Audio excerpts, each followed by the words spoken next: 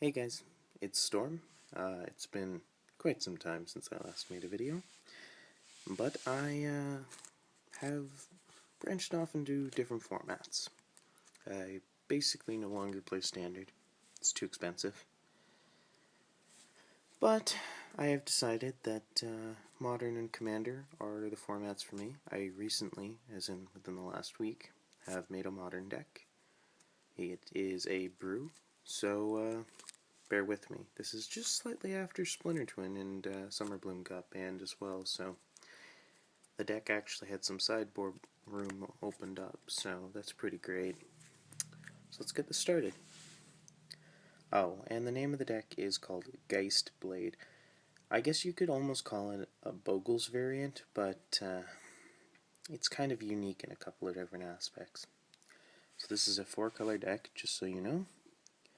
So in the instance, in the 1-drop slot, we have 2 main board Path to Exile.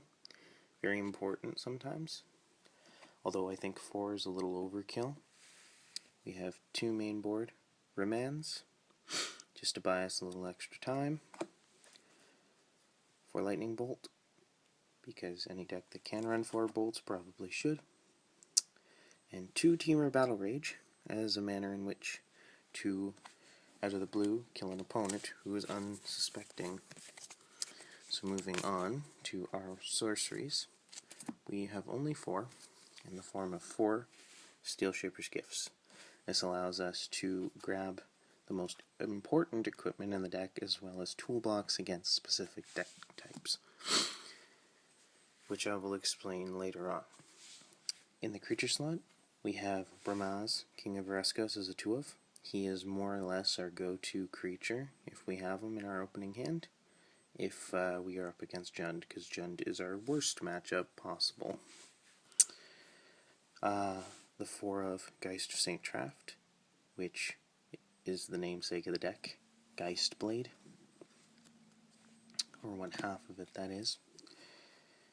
We have 3-of Alicia, who smiles at death. Very good in this deck. Can reanimate a Geist. I'll explain the synergies a little later in the video, though, once we get to the equipment. And 4 Birds of Paradise for mana fixing. These really want to be Noble Hierarch, but I don't have the extra $120 to spend on it. So, moving on to the equipment. The other half of the namesake of the deck is Hero's Blade. It's a 2-mana artifact that says whenever a legendary creature enters the battlefield under your control, you may attach Hero's Blade to it. It gives the equipped creature +3/+2, and you can manually equip it for 4 mana, which is very expensive, but sometimes necessary. We have 2 Grafted War Gear, which are more or less our 5th and 6th copies of Hero's Blade later in the game. And for the rest of the equipment, we have 1 copy of Sword of War and Peace, 1 of Fire and Ice, and 1 of Feast and Famine. These allow us to toolbox against a variety of different decks to ensure that we get damage in and give us massive bonuses upon things making impact. Now, the Hero's Blade and Bramaz make a 6/6 for 3 mana with Vigilance and makes more vigilant creatures. With Geist of St. Traft, it ensures that you are getting in for almost 9 damage every swing. 10 if it was a Noble Hierarch, but there's only so much you can do. And Alicia turns into a 6/4 with First Strike, which fights Wormcoil Engine and Tarmogoyf. And she also has the ability to reanimate Geist of St. Traft, put him into the field, and then toss off the Hero's Blade on entry to the battlefield, to him, almost ensuring that he's going to survive combat. The birds are there to ensure, at worst, you're getting a 2nd turn Geist of St. Traft. But realistically, you want to be going 1st turn Hero's Blade into 2nd turn Geist of St. Traft. And I'll explain how that works here momentarily. So moving on to the lands, we have 2 basic plains, 1 basic island, 1 basic mountain, 1 basic forest. those are there against Blood Moon because this deck is very, very mana intensive, so against decks that could be carrying it, it's very important that we have those. We have 2 Eiganjo castles to ensure, even if we don't have the Hero's Blade, that Geist will survive combat most times. We have 3 copies of Gemstone Cavern, which is most of the time how we're going to get a turn, well, always how we're going to get a turn 1 Hero's Blade. For those of you who don't know, Gemstone Cavern says, if it is in your opening hand, and you are not on the play, meaning that you are almost always going to be on the draw with this deck, you may put it onto the battlefield with a luck counter on it. If you do, you must exile a card from your hand. Usually not a big deal. I'm a little concerned about how this deck's going to do against Eldrazi strategies, due to the fact that Thought-Knot Seer is currently in the format, but there's only one way to find out, and that's to play it. Moving on. We also have 3 copies of City of Brass / Mana Confluence. Almost the same card. The only time this matters is when, what's the word I'm looking for? Is when you're up against against Angel of Jubilation, which nobody plays in Modern, so they are essentially the same card. Even though Confluence is debatably better sometimes, because if you have something that makes it produce other mana colors, it doesn't hurt you anymore.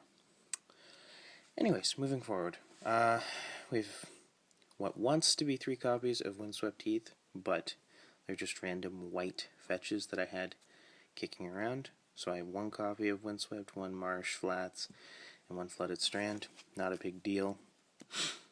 Doesn't really affect the way the deck flows all that much. We have 2 copies of Wooded Foothills to ensure that we get our red mana as well as green. And moving on to our duels, we have 1 Hallowed Fountain, 1 Breeding Pool, 2 Sacred Foundry, and 2 Temple Garden. And that sums up the entirety of the deck.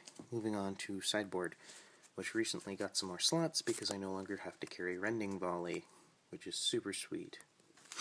So we have our 2 additional copies of Path to Exile, 2 copies of Destructive Revelry against what was Splinter Twin and Blood Moon.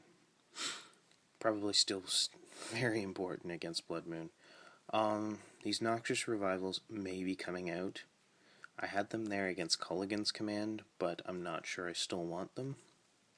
They may be coming out for 2 more copies of Crumble to Dust against Tron, which, might I add, can be a turn 2.